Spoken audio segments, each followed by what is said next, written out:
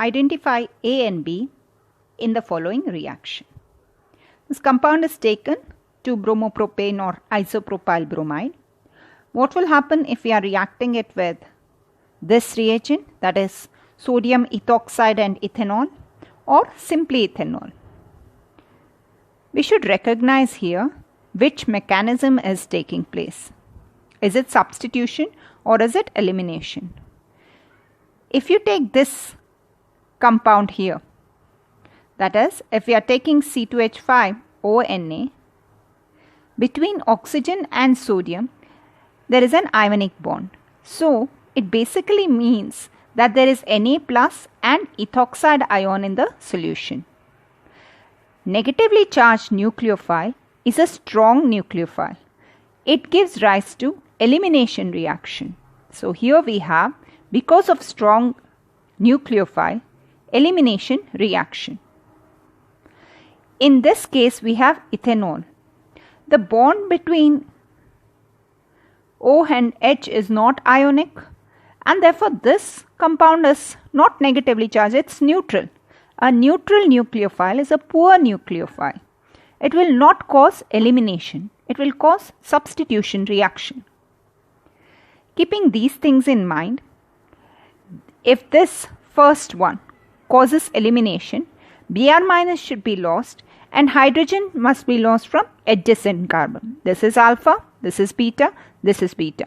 Both the beta have same number of hydrogens, they are identical. So we can remove a hydrogen from anywhere. It will give me the same product. So if we remove a halogen from here and a hydrogen from here, already one bond was there and now I got one more bond here. That is, propene is my product.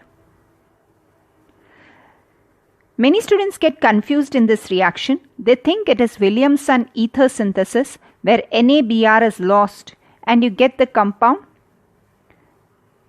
ether like this. OC2H5. This is wrong. Substitution product is very obtained as a minor product here. The major product when you are considering secondary haloalkane is alkene. If you have a primary haloalkane, Williamson ether synthesis can progress. Not when you are having secondary or tertiary haloalkane. In the next reaction, we are using, as we said, it's a neutral nucleophile or weak nucleophile. And therefore, now substitution reaction takes place. Br- is removed. In Br- place, which is a nucleophile which can substitute here?